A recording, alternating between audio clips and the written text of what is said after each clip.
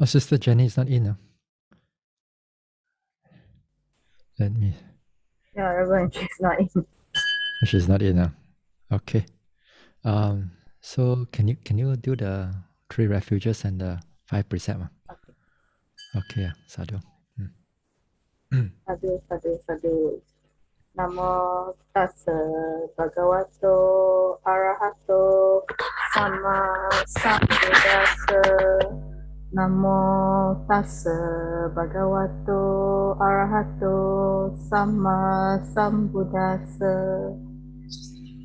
Namo tassa bhagavato arahato sama sambuddhassa. Buddham saranam gacchami, Dhammang saranam gacchami, Sangham saranam gacchami, Dutiyampi Buddham saranam gacchami, Dutiyampi Dhammam saranam gacchami, Dutiyampi Sangham Saranam Gacchami. Tatiyampi Buddham Saranam Gacchami. Tatiyampi Dhammam Saranam Gacchami. Panatipata Veramani Sikapadam Samadhiyami. Adina Dana Veramani Sikapadam Samadhiyami. Kamisu Michachara Veramani Sikapadam Samadhiyami. Musawada Veramani Sikapadam Samadhiyami. Sura Miraya Maja Kamadatana Veramani Sikapadam Samadhiyami. Sadhu, sadhu, sadhu. Okay. All right. Let us do some silent meditation before we start the Dhamma Talk. Okay.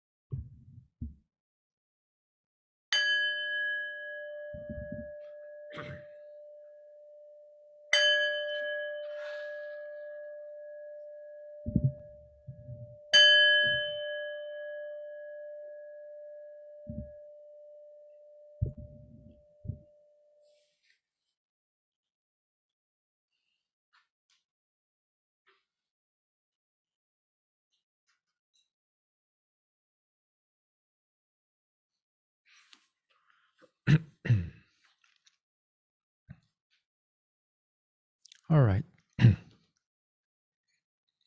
Let us start. Now we are in the Anattānupassanā. Huh? So today is Monday. Yes, make sure I remember. So last week on Thursday, we talked about the self and the dangers. Huh? The notion of self and its dangers. And here, as I said, that we got to be very careful when we are out there, because there are many types of ideas and concepts that's connected with all this continuity or everlasting, or there's control or almighty and so on. Yeah, and those things, when we take it up, they can harm us. You may not see the harm perhaps even in this life, but the harm comes in the next life or in the future lives. Now, what did I talk about? Let me go back to it.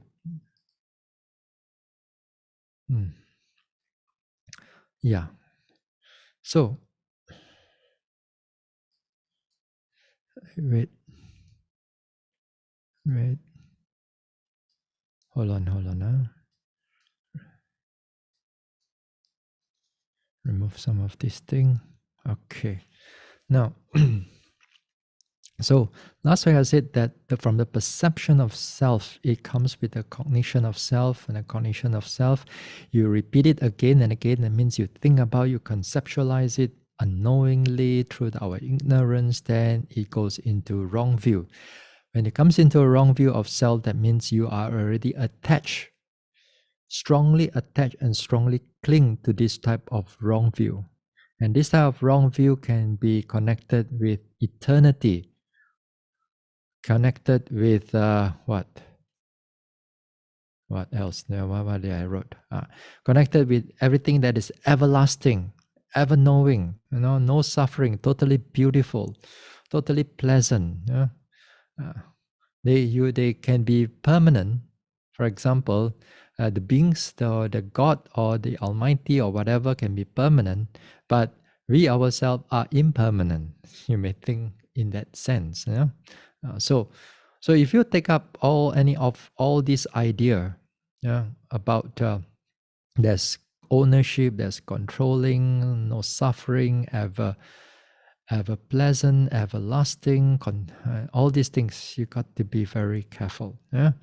So we talk also about self, about there's Parama Atta or Jiva Atta. Parama Atta is connected with self that is out there. Out there. That means they control everything. Sometimes even this Parama Atta may be like God, or even sometimes people think of it like universal consciousness. That the consciousness exists in everything, everywhere. Jiva Atta means that it's all this soul or self they have in every form of things, like even like in a rock or in a tree or in anything. They have all these things, even us, and we have all these like soul and so on. So this is fall under the concept of Jiva Atta. So here the Sakaya Ditti, this one is a little bit more complicated. There are 20 types. We're not going to go through all of it. No. So now this, as I said, this Anattānupassanā, or even the concept of anatta, we may not think of it so. Actually, we think of it actually quite a lot. Perhaps a lot of you may think of karma and its effect, which is good. But you have to know that this karma and its effect, karma and vipaka, these are the concept of anatta. Its concept of anatta is connected with anatta. But here, just hearing the right Dhamma or pondering on this right Dhamma on the karma and so on, these are not strong. Because the latent defilements are still inside us, and they can spring it up when we listen to other people who are very convincing about self, about soul, about God, about everlasting, about ever permanent, and so on. then we can fall into those views. Huh? You can see that with sometimes I met with some devotees in the past. They sort of listen to the Dhamma for many years, but after a while, when their children or when their spouse or their parents, another view, then they fall into that view after even they practice meditation and so on. That means they are not go very deep. So they are still quite weak. So all of us, when we wrongly mix with people, wrongly get the wrong or getting the wrong teachings, then all these latent defilements springs up. All right, go down a little bit. So this latent defilement springs up, as I said, it comes up from the object or from the latent stream of consciousness. In the object, that means that in the past, when you see a certain object, we already like it very much. Then the object disappear. Then at this present moment, when you see the person or you see the thing, immediately the defilements arises. That means it's latent in the object. It's latent connected with the object. Because of your past perception, you take those objects as something beautiful, something nice. Number two, latent in stream of consciousness.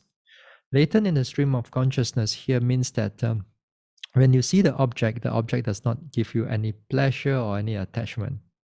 But maybe over time, you get connected with it, the object again and again and again and again. Then the desire springs up. Then or the aversion springs up, or the conceit springs up, or the wrong view springs up. Right now, as I said, your view or your idea or your belief, you do not want to take all about the soul and God and so on. Yeah, good. But still latent in you. But over time, if you're not careful, you mix with the wrong people. Initially, you don't like those type of idea, but they keep on feeding into you. Pop! It comes out from the latent consciousness, and then you begin to think about it, and finally, goodbye to Buddhism. So these are the latent developments. So they can be very problematic. So the only thing that we can able to remove it, these latent defilements, it's, where did I say? The latent defilements do not arise until the right causes or condition appear. No karma vipaka. Eradicate by path consciousness only. Yeah? So they only can be eradicated by path. They cannot be overcome because there's nothing to overcome it. But now as a meditator, as with Dhamma that we have arises, then we have the wisdom. Now the wisdom, the understanding, it prevents these latent defilements from arising. Not too much. I mean, don't let it become into cognition level or into the wrong view. So in the moment it comes up in the cognition, but we already knows it, hey, this is something wrong. The wisdom already push it aside because the wisdom is strong. If the wisdom is not strong, then it's very easy for all these latent defilements turns into mental defilement it turns into bodily or speech there. All right, we go to another one. Now we go to another Anattānupassanā. Not another Anattānupassanā, sorry. Another area of Anattānupassanā. This one we are going into more towards the meditation part. Now, again, we go back to the this one. At number 3 of the third one of this 18 principle insight. One who develops the contemplation or notes or the notings of non-self, anatta, abandons the perception of self. Now, the extension of anatta, it goes to also to the number 15 of the 18 principles of insight. One who develops correct knowledge and vision Yata Bhuta Jnana Dasanam abandons misinterpreting or adherence or insistence due to confusion or due to delusion. Okay. Now, another translation, perhaps you are more familiar with these words.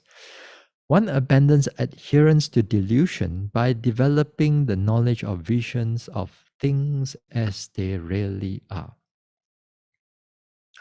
This one, we hear it again and again of things as they really are. Yeah? But sometimes the meaning, I mean, I heard a number of people talking. Sometimes they say that even the meaning of these things as they really are is so much, very much in the surface only. You smell the flower. The flower has a very nice smell. It thinks as they really are. It's not corrupted. But the thing is that we really do not know how much our mind corrupts it.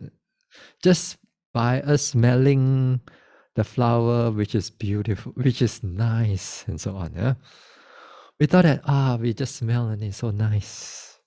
But we don't realize that we all already corrupted, or the mind already adhered or stick to certain, or the clinging's already sticking into it, but we don't see the clinging.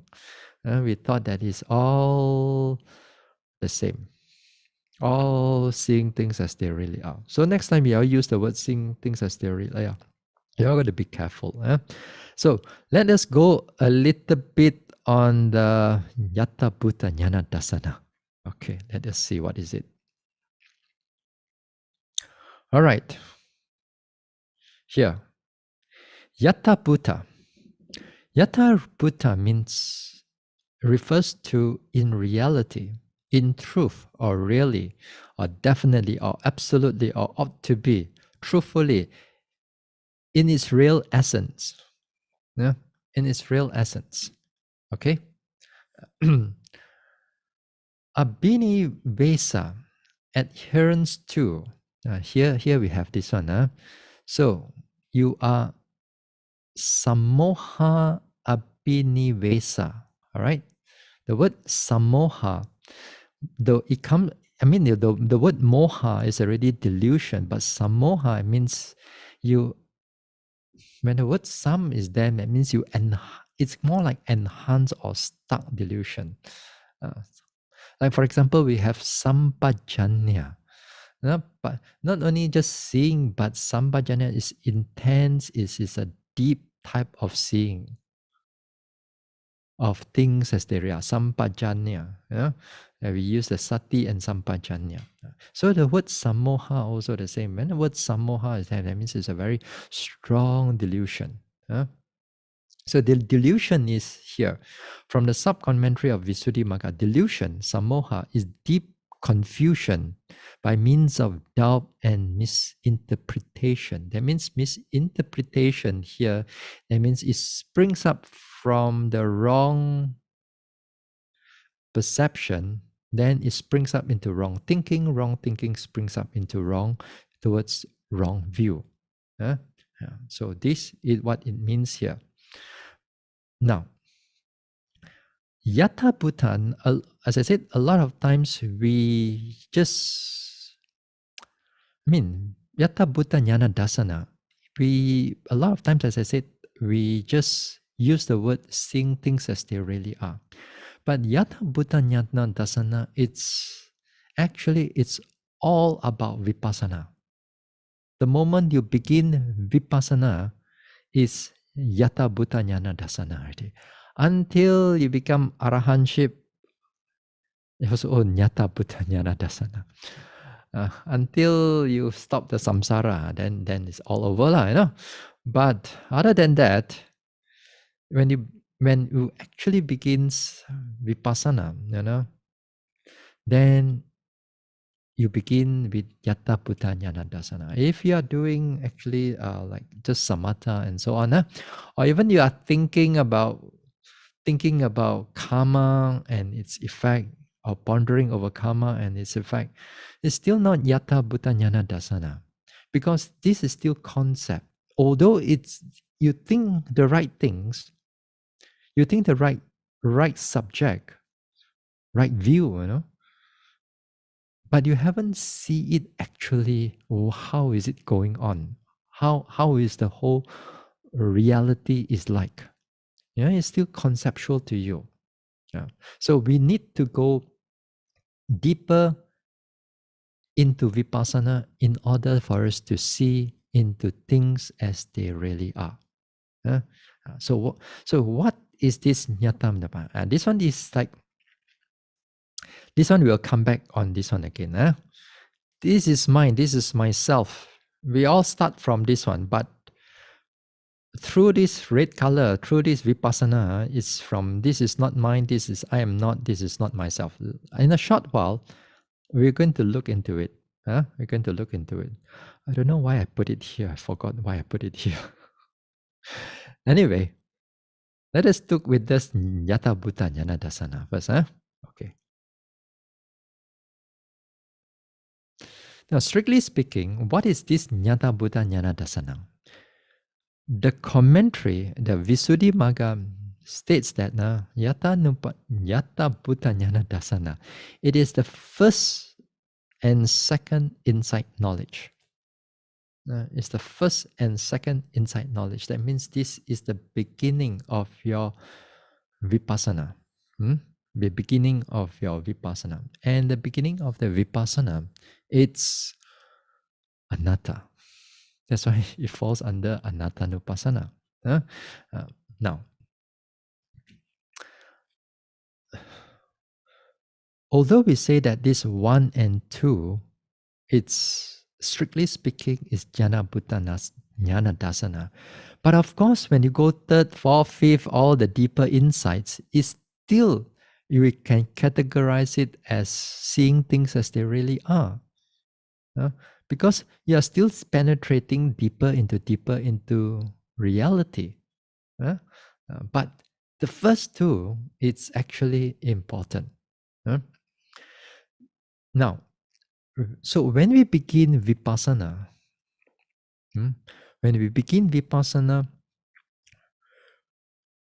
we begin by anatta actually. Whether you realize it or not, all of us begin with anatta. Now the word anatta here, it's not easy for us to understand the nature of anatta. Because normally, we don't talk about non-self. Even non-self come right in front of us, we don't even realize what is that. We can only see what is that. But we don't realize it that is the nature of non-self. Impermanence, yes, you can see things are changing. You can see dukkha. Yeah, when the pain in the buttock, yes, it's a one kind of dukkha. But when anatta come right in front of us, we don't even realize that those are anatta. Okay? Now, let us start with this practice of vipassana. Now, in the development of practice of vipassana, usually we normally will tell you that you start off with, you be mindful of your walking, you be mindful of your sitting, you be mindful of your daily activities. The moment you wake up from 4 a.m. in the morning until 10 a.m. at night, or 3 a.m. in the morning or 9 p.m. at night, then you have to be as mindful as you can. We want to remove the gap of non-mindfulness as much as possible, and we want to push the mindfulness develop as much as possible. Because when the mindfulness comes in, the concentration goes together with it, and when the concentration goes together with it, then there's a chance for the wisdom or the penetrating factor of the mind to arise. Now, if you start off with this, before even you get or you're able to see the nature of the first insight, you will go through, for most yogis will go through difficulty. Difficulty is just not in the pain only, which I've talked about it quite a lot in the past, in the past talks. Not in the pain only, but what you will go through is that you will go through a lot of sleepiness, drowsiness. After you finish that drowsiness, there's a lot of thinking. A lot of thinking and thinking and thinking. You think of all kinds of things, even before you reach to the first insight. And you have to persistently, you have to go through, because a lot of these nivaranas or all these hindrances that arises, it may, any one of these factor, maybe your pain, maybe the difficulty of practice, or maybe you cannot sit still, or you cannot walk, or whatever.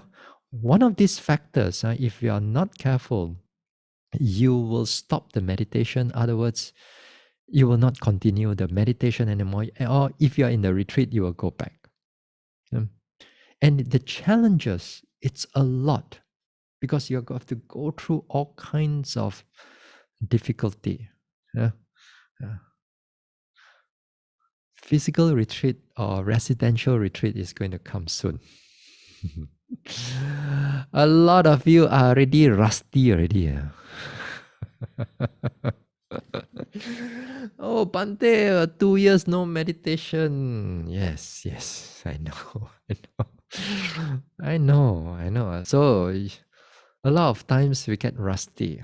Don't know what to do. But anyway, the moment that we start doing something, if those have some experience and all, the memory and everything will start come back again.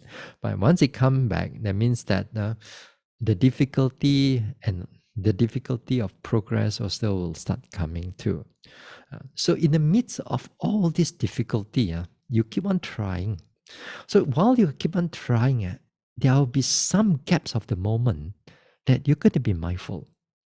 You're going to be mindful, you're going to be clear. And for that short gap of the moment, your mind free from all the sleepiness, free from all the thinking, and your mind can able to penetrate through the nature of this rising and falling, or lifting, pushing, dropping, or in-breath, out-breath, or sitting, touching, or the different types of pain. They become more distinctive to you. Yeah? And not cover up by all this thinking, because at that time your mind is working at the optimum level just for a short period of time. So during that time, you pay attention to it. You see the nature of the pain. You can able to withstand the pain. You can able to notice the rising, falling, and so on, which is good. And then after that, as it goes further, then yogis normally they will begin to see things starts to break up. Like for example, the rising, falling starts to break up. There will not be just one rising, but just 2 or 3 risings coming in. There's not just one falling, but 2 or 3 fallings coming in. Then, even in the lifting, pushing, dropping, then sometimes they begin to able to see not just lifting, pushing, dropping, but there's more parts in the whole movement of from the lifting until dropping. There's many smaller movements in between. So during that time, even the yogis may not able to label it, because there can be quite a number of things, which is okay, no problem. Yeah, which is I mean they are developing quite well. Now when they go into it, then they begin to what we call breaking up on the continuity. Yeah. So when it happens in that way, and again later part now, the mindfulness all disappear. Then you go into sleepiness, you go into sleepiness, and then go in pain, cannot, and then you try the next sitting, the next walking, then suddenly everything come back again, everything clear again. Then it continues from where you finish. I mean, where you stopped earlier on, then it continues on. Then you begin to see things more clearer. You're going to go through and fro like that. In the beginning part, there's no such thing as one yat yok tag until nibbana there, not like that. No. it's a lot of gap and you're going to go through.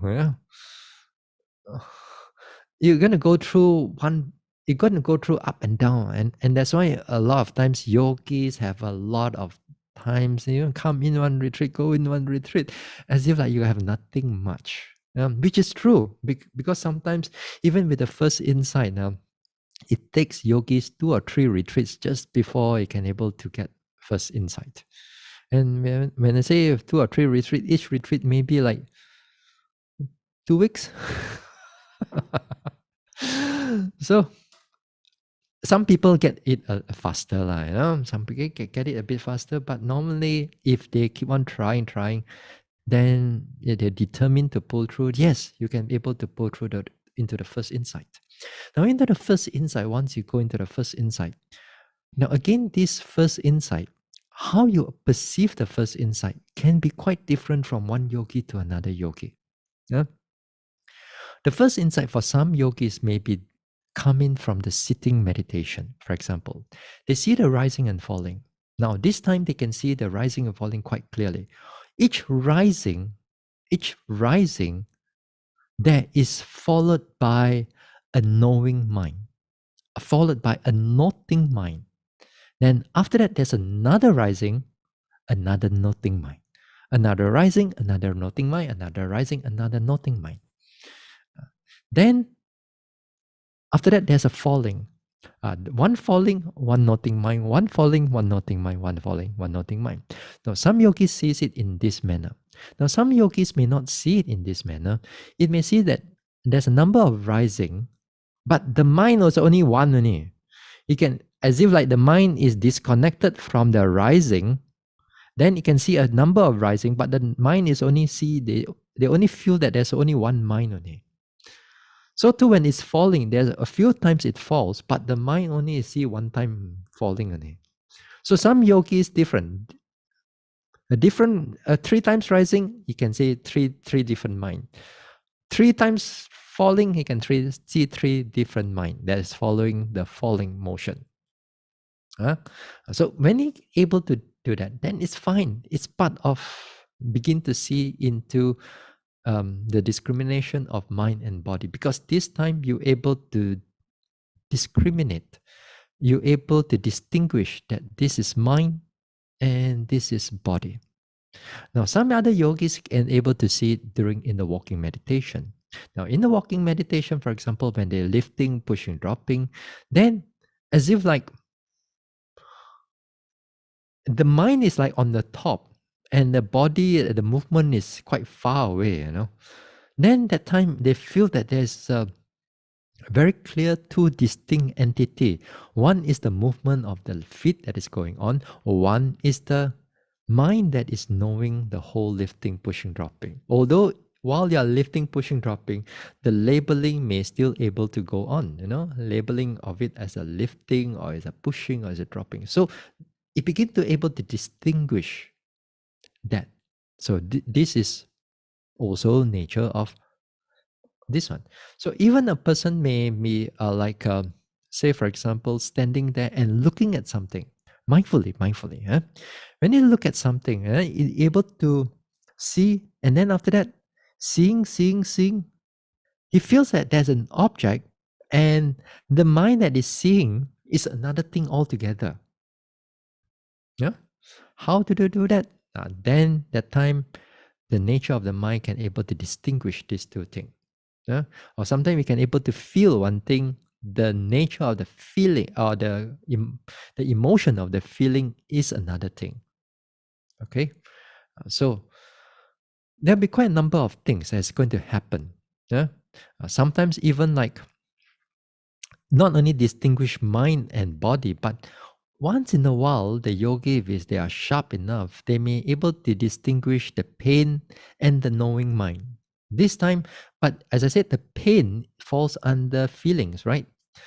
So feelings falls under mind, but it lodged at the buttock there. Then when it's at the buttock there, so body or mind now?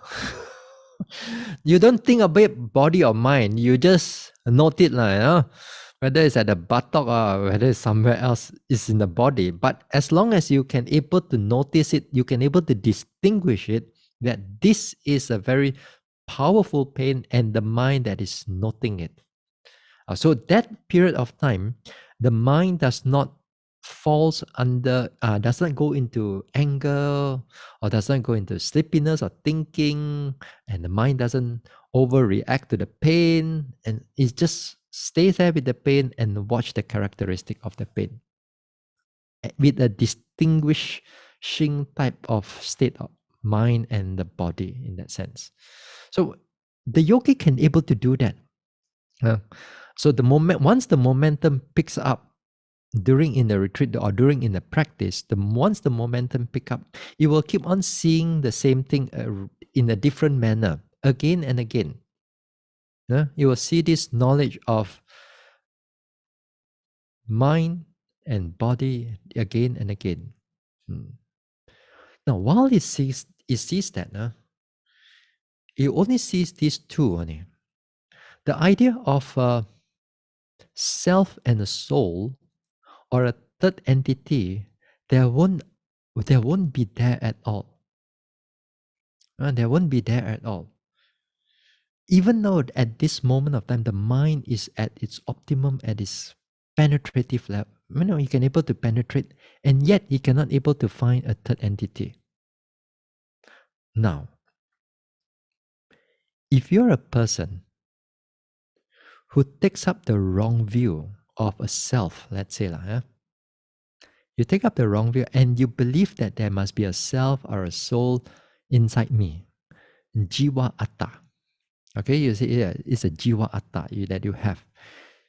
Then you could somehow or another you go and practice vipassana, and you practice well. And now you practice well, you come to this stage, it may be very shocking to you.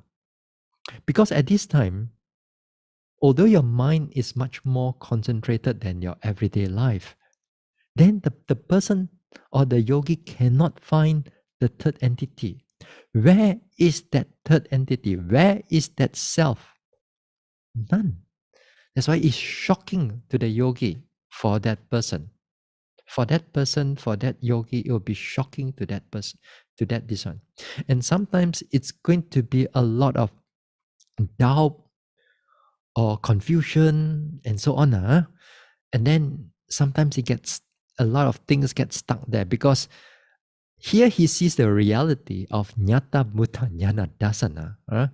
Here he sees reality, but because of his wrong view in the past, it keep on spring up because it doesn't tally with the wrong view right now, but the person still doesn't know that is wrong view but now he's seeing this thing.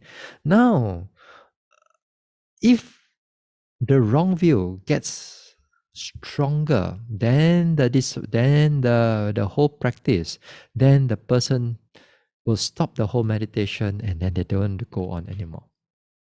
But if the person has that better parami, better have done something better in the past, and he can able to overcome and let go of that wrong view, then that will be very good because they are going to go very far. That's why, as I said, all this wrong view thing. I spent a talk.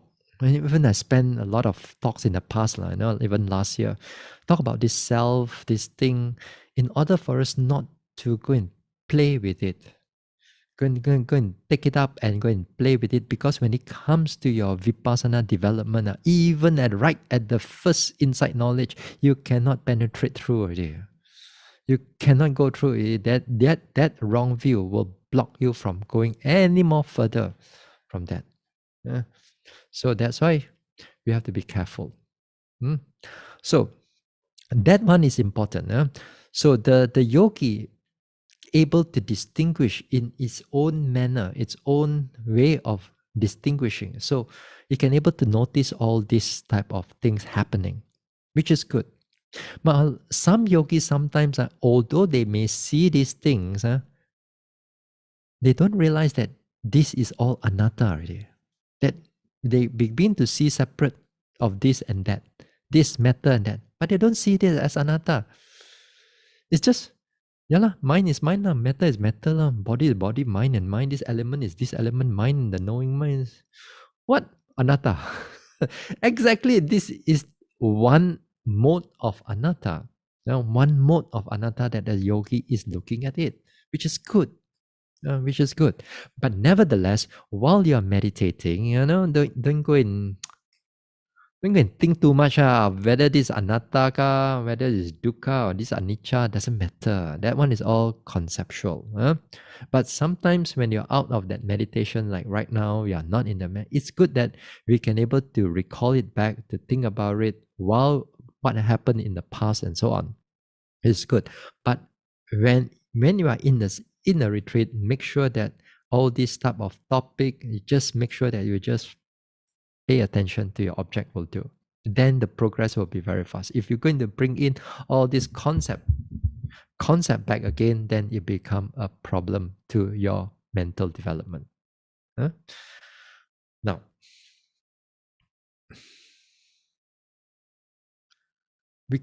the yogi keep on practicing. Now we're going to go into the second insight.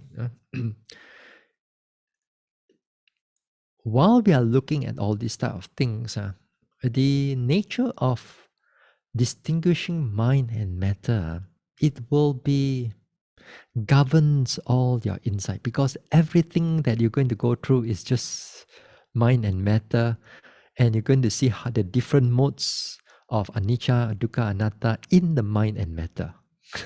Right? It's all about that. So the distinguishing of that mind and matter, it's so important in the beginning of this one, in the beginning of the practice. This is not dictated by how the practice will go. This is the nature of this is chitta niyama. This is the law of the mind. This is not something that is created by the Buddha or created by the commentary. This is the nature of it. So all of us will have this nature. Even I think even the devas also, as long as you have 5 aggregates, you're going to see all these things. So you keep on practicing.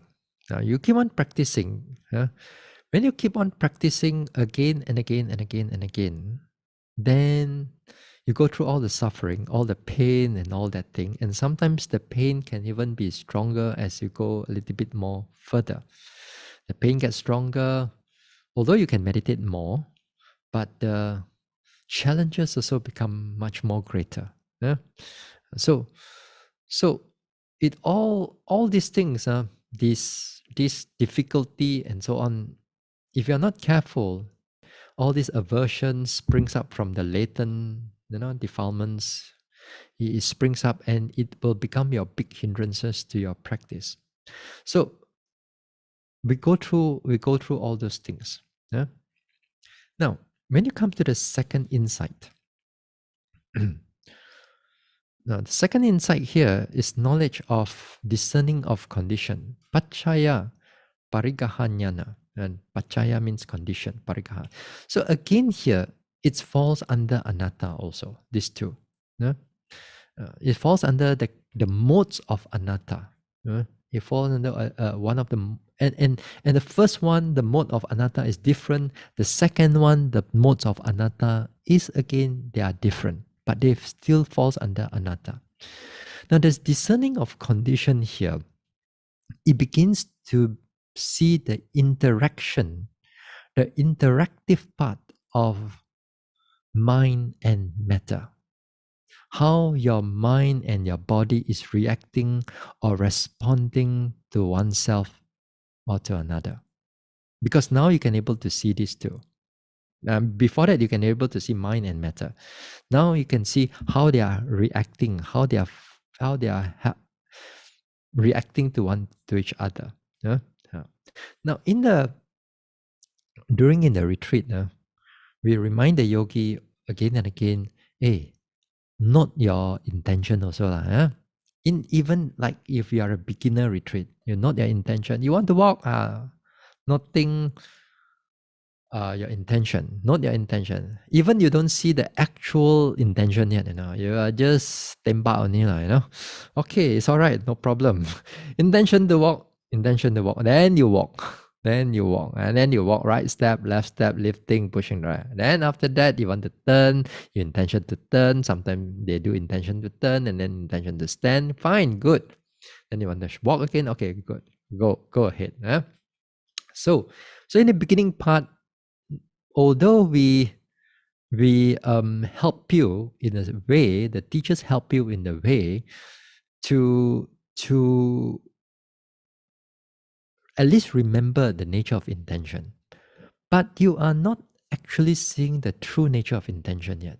It's only when you come into the second insight knowledge, then you begin to see how the intention arises, how the consciousness arises, then an action or a body of movement will start to take place. And you're going to repeat many times. Say, for example, a simple example is that when the yogi wants to start walking. Now, this time, when he starts walking, he notices the intention.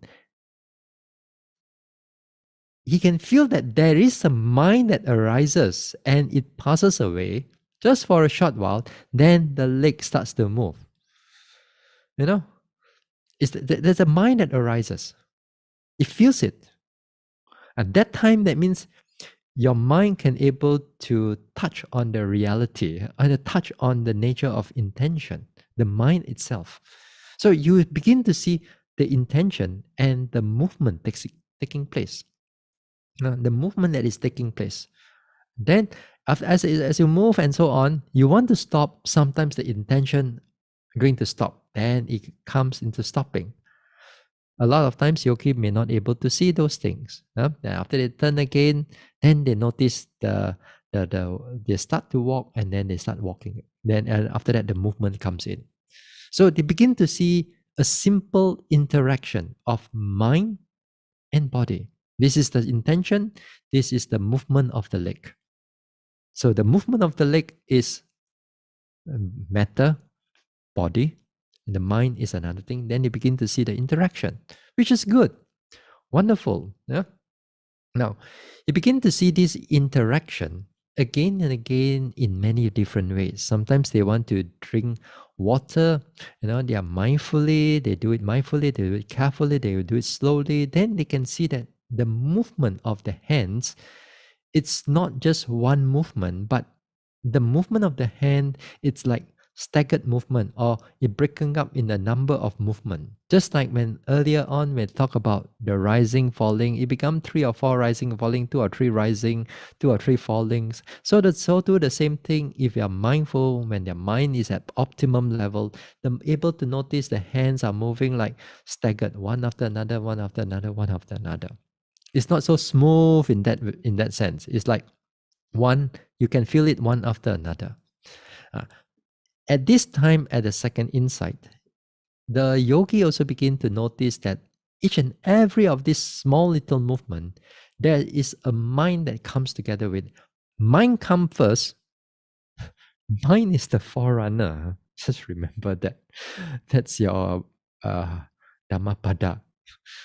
And this time you see it in your actual vipassana. Now you notice that the mind comes first, movement takes place.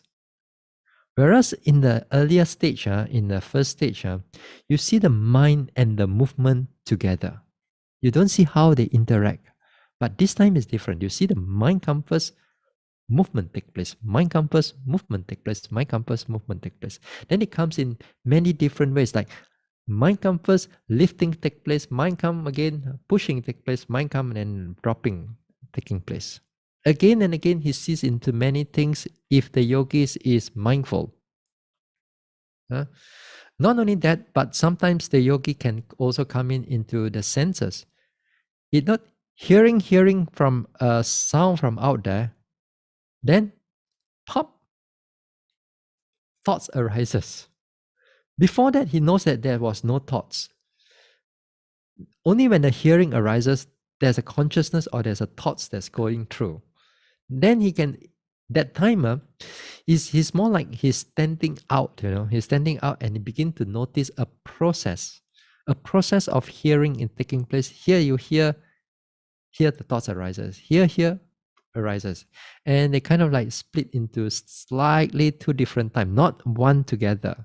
So when they're able to see that thing, this also seeing into conditionality. You begin to able to discern conditionality. Next time, when you are at this stage also, if you are mindful, the pain arises, you know the pain, pop, anger arises. Oh, you can smile at that time. Wow, I can see this already. Or last time you are. But this time you can, wow, I can see the anger. Now the anger is an object to your noting mind. Your pain is your object to your noting mind. Anger is a noting. So you begin to see pain one, anger arises. Pain, anger, pain, anger. After that, you notice as your mindfulness becomes stronger, you see, pain is there, but no anger. Because reconditioned by the noting mind. And then the anger does not arise, you just note only the pain. Interesting, isn't it? Yeah. Then you begin to see different conditionality. And that is wonderful. And you're going to see in many ways. And now, supposedly, again, if you hold on to the wrong view of self again, and let's say you can able to come to the second insight. And when you come to the second insight, when you begin to see cause and conditioning, that mind is the forerunner, mind is the dictator. It dictates to you to do this and do that, or the body to do this. And you can see processes of sound arises, consciousness arises, or thinking arises in so many ways. The yogi sees it. Then here, if the yogi in the past maybe be holding on to the idea or to the wrong view that this Almighty is the one who fated me to move my hand, of my movement of my body is already fated. Some says it's already written in the books by the God or by the Almighty. So right now, I don't see the third factor, and yet at the same time, I don't see how they're controlling me.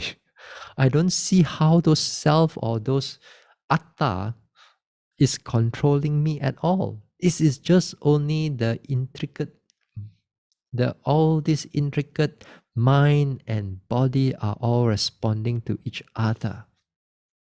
And then they can see that. So the word fated and the word is being controlled by other beings, or whether your speech or any form of your action or killing is fated by, controlled by other beings, then that type of thoughts totally you have to let it go. You already, the reality is you're looking at it, so the wrong view may not able to arise unless it's so strong now. So if it's so strong, that means you got to see it again and again until this wrong view is out. So that's why, as I said again, don't take up that wrong view. Don't take up all this playing with all this God and all this thing and self and soul and everything, because it can really harm you in different ways. So when we see the conditionality of how things are affecting each other, the mind, body process affecting each other, then you begin to see the true nature of conditionality. Now, when you see this true nature of conditionality long enough, repeatedly, many times, then also your understanding of the nature of karma and its effect also becomes very deep inside you, because the nature of karma and its effect are based on conditionality, cause and effect. But of course, we don't see how the one killing is going to give rise into hell and give rise into that. We don't see those things, but we see that at the present moment, even right at the present moment, there's cause and effect is happening already.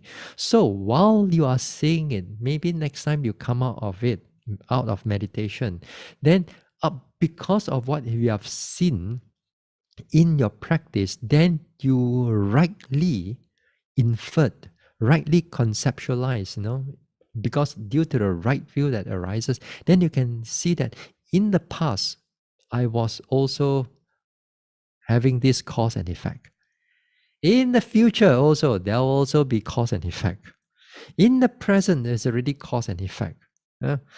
So all the doubt about in the past, all the doubt about the future, all the doubt about the present is all removed. Remove it.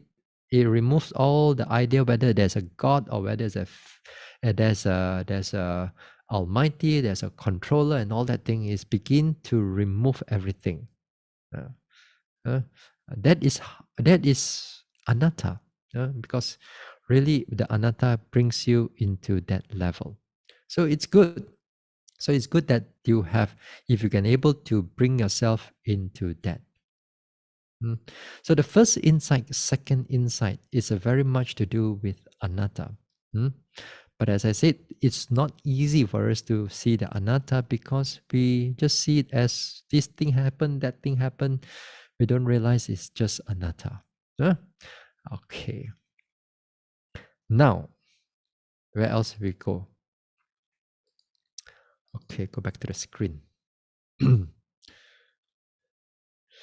Where? Okay. When you come to the third knowledge again, the third knowledge, the anatta aspect, is slightly different from the first one and the second one.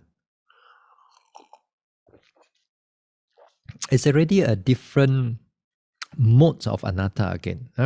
But this time, this mode of anatta is going to be connected to the anicca and dukkha. Because at this knowledge of comprehension, as I said, what does it comprehend? It comprehends the groups of anicca, groups of dukkha, groups of anatta.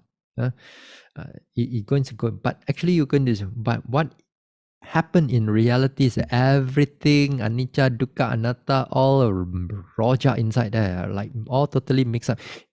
You don't even know what you are looking at. You think that your whole meditation goes into haywire. Or before that, the second knowledge, mind comes, then only my hand move, you see? Very good. Hand come, this move. Here come. Now when you come to this one, everything, your rising, falling,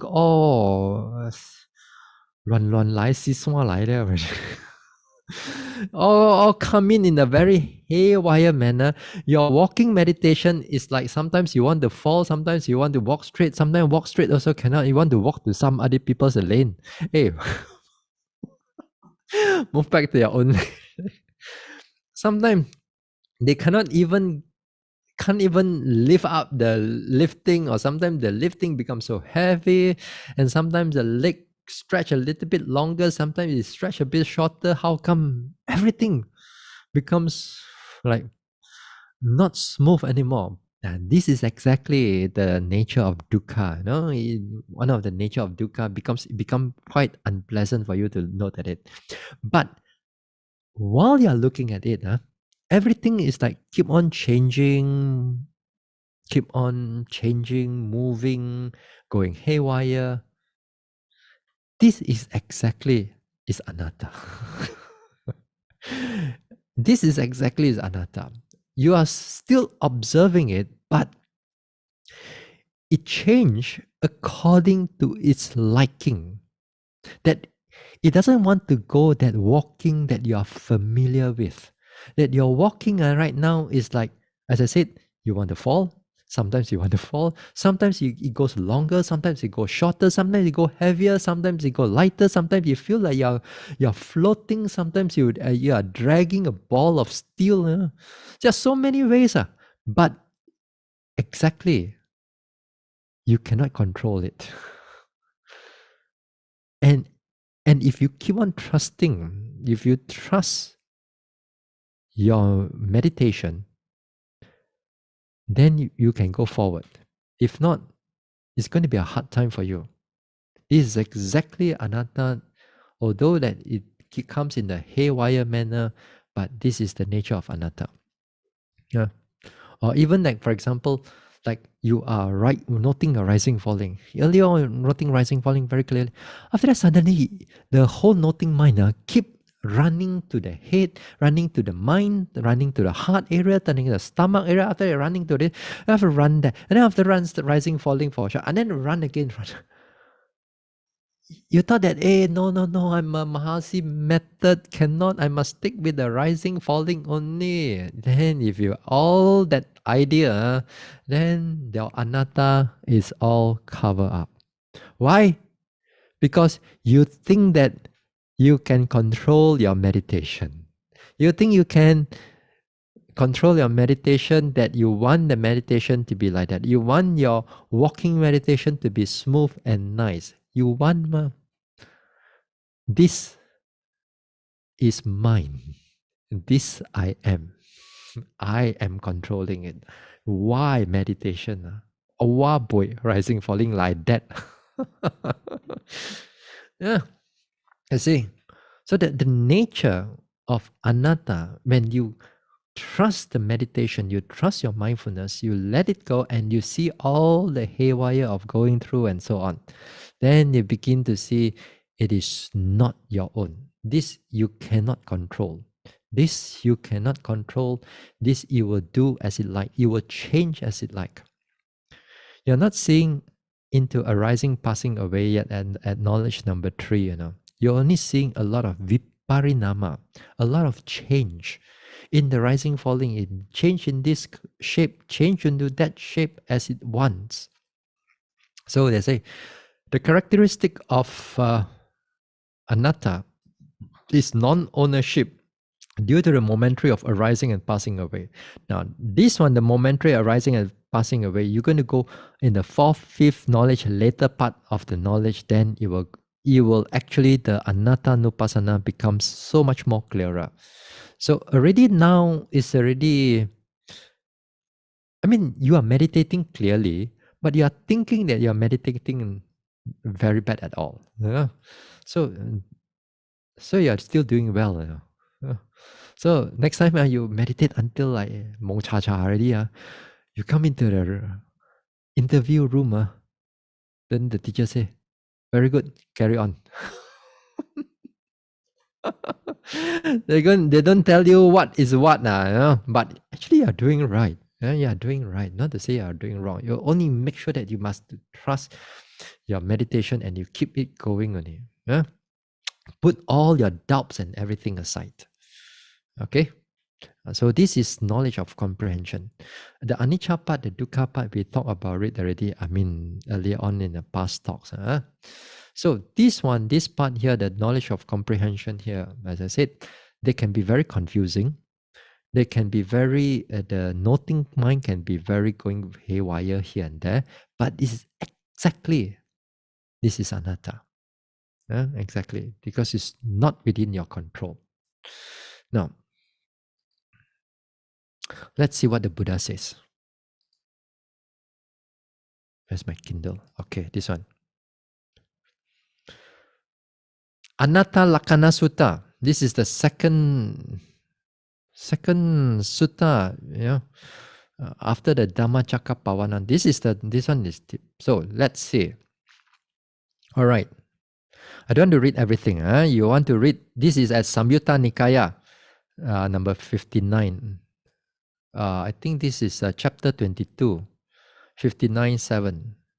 Anatta Lakkhana Sutta. Now this is what I want to show you to you.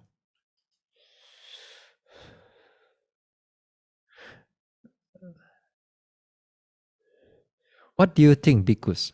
Is form permanent or impermanent? Impermanent, Venerable Sir. Is impermanent suffering or happiness? Impermanent suffering or happiness? Suffering, Venerable Sir. Is impermanent suffering as subject to change fit to be regarded as this is mine, this I am, this is myself? No, Venerable Sir. So is the feeling permanent or impermanent? Is the perception permanent or impermanent? Is the volitional formation permanent or impermanent? Everything is impermanent. So can you be, is it what, then after that is everything is what is impermanent suffering and subject to change, fit to be regarded as this is mine, this is I am, this is myself? No, Venerable Sir. So, therefore, bhikkhus, any kind of form whatsoever, past, or present, or past, future, or present, internal or external, gross or subtle, inferior or superior, far or near, all forms should be seen as it really is with correct vision. Thus, this is not mine, this I am not, this is not myself, and so on with all the other this one. By the time they finish the sutta, all the 5 of them are enlightened already. At least at the first stage, I think. Now, the thing is that here, the Buddha used the words quite simple. It's just only the asking only. It says that things should be seen as they really are. It should not be regarded as this is mine, this is I am, this I am. So here, what I'm trying to say is that what you read in the sutta, and what you actually see in the vipassana, they are very connected and very deep. If you do not have any form of vipassana practice, you're going to interpret that particular passage totally differently. Until you come to vipassana, then only at least you understand what do you mean by seeing things as they really are. So here is the knowledge of comprehension. Things are changing due to the anicca here. They are changing.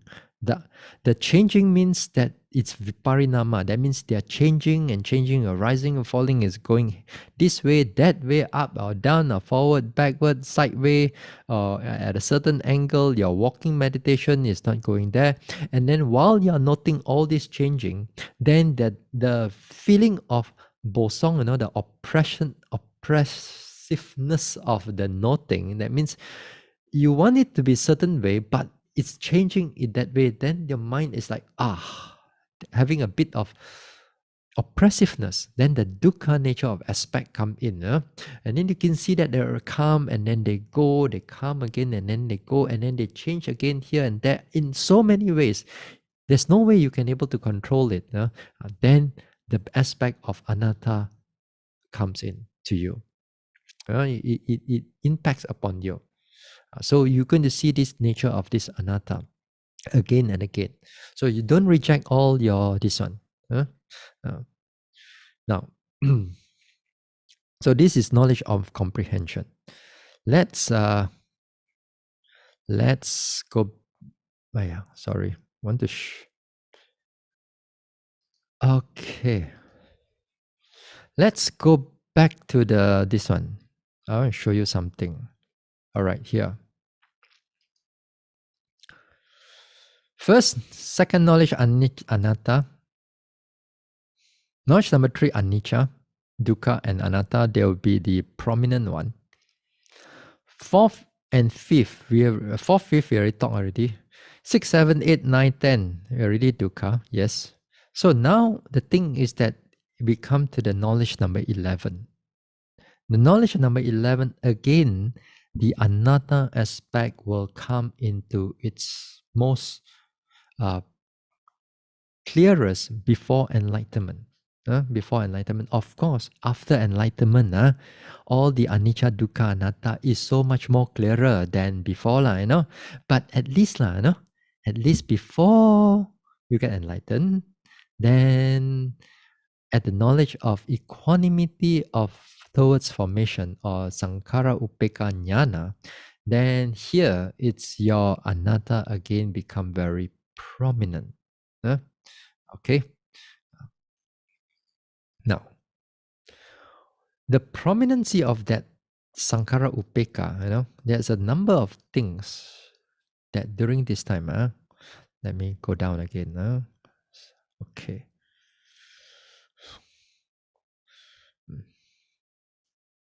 Where are we? Okay. Knowledge of equanimity of formation. Now, here the knowledge of equanimity of formation here, in other words, what is this formation first? Formation here is again is mind and body. And what is this mind and body doing? This is always arising and passing away. And what is this arising and passing away doing? They come in all forms, all shapes, all changing.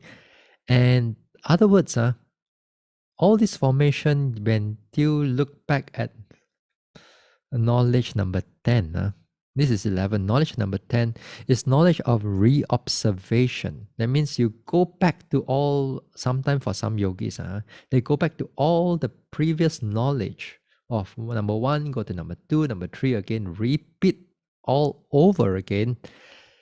And then when they see those things, they go through all the dukkha and the difficulty and everything. Very, as I said, the mother of all dukkha, those type of dukkha and those type of, and also, all the happiness and joy when you come into the third insight or fourth insight there, where all the, what do you call that, joy and happiness and sukha and piti and, everything is going smoothly, going well and so on. So,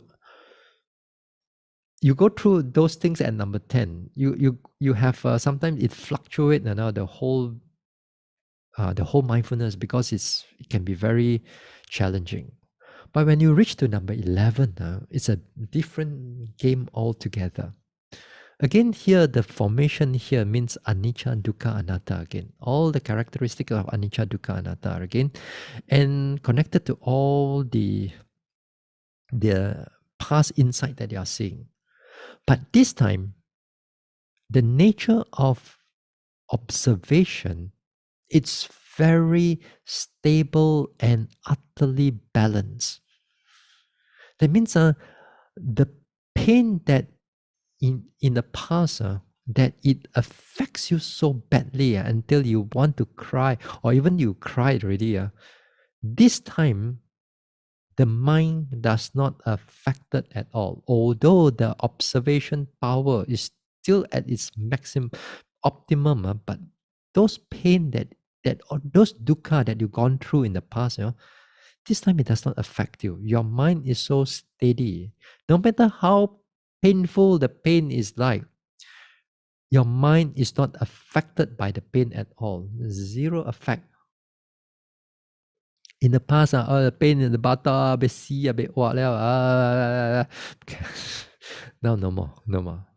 Pain come in, no problem at all. But the mind is totally, utterly well balanced.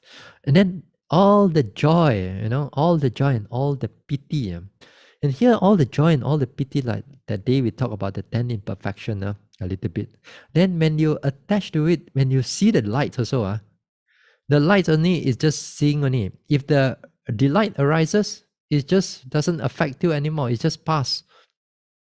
If the images of the past that you usually have connected to, that you are sad and you are angry, you see that person's face, you already so geram already, you break all your meditation, So this time, whatever concept, whatever feelings that arises, whatever joy that arises, whatever dukkha, no matter whether it's dukkha, viparinama dukkha, sankhara dukkha, all doesn't affect you at all. Isn't it fun? But you got no joy, no happiness, no sadness also. But you are full of wisdom. Yeah. Some people think that they can't run a song. No feeling at all. But this is exactly the nature just before you're going to go into realizing Nibbana, that these things will take place. These things will take place. So it's totally equanimity. That means your balance of your faculties is at its tip-top condition. So here it abandons dukkha also, as I said, no matter how difficulty, how angry about with another person, and whether it's mental dukkha or physical dukkha, nothing is affecting you. It affecting all the delight also, as I said again, here the delight here is your past or your future or your even in your present delight, no matter whatever joy comes in, it also being abandoned. It's just by seeing on it only, then it's disappear. Here at this knowledge also, it's long-lasting practice. Long-lasting practice means that from 4 o'clock in the morning, right until 10 o'clock in the at night, there's no break one, mentally no break. Sangka fully like you do not know where all the effort comes in. It's just like every moment when the teacher say, hey, every moment you mindful, every moment you mindful. You know that before Sankara Upeka, you cannot do it until you reach Sankara Upeka. Then from morning 4 o'clock, the moment you open up your eyes, literally you close your eyes and sleep. So it is really interesting meditation at that moment of time. Now, just before we go, a little bit, we haven't talked about anatta connected with these things yet, right? Now, the anatta aspect, when you comes into here, in this Sankara Upeka, is even more refined. Even more refined than previously what you have seen before. Now, every like the formation that is going to form, that is going to arise, the mind knows it first. Not only the mind knows it, the mind knows it's how is going to change, in what way that is going to change, what way is the form is going to take place. The mind knows it first. In the mind that already aware that this form is going to take place in a short while, then only the form will take place. That means before I say yes, the mind already formed it to be yes there, then only it come out. If at the Sankara, at the second insight, you only notice mind arises, movement take place. Mind arises, movement take place. But this time, even more refined is that you know that how is the movement is going to take place. Everything, every minute little thing right now, every arising, every falling, the mind knows it first before it takes place. Every minute thing, the mind is going to know first. So deep that sometimes this Sankara Upeka can go. So at that time, who is the owner of this body? Who is the owner of this mind? Nobody, nothing. There's no ownership at all. It's just cause and condition. It's just anatta only. Nothing yours, nothing mine. Until then, we can able to see that. When you can able to, if you can able to do that again and again, you become strong in the Sankara Upeka. Then sometimes I said, get ready to knock on the door of Nibbana already. Yeah. All right, so we'll stop until here. It's already 10 o'clock. We'll continue a little bit more on this anatta also on the coming Thursday. Yeah? The Q&A another day. So we're going to continue on this Thursday. Okay, Thursday. All right. Okay, we stop here. Okay, we share merits. All right. Sister Hun Ling, you are doing, okay. Yes.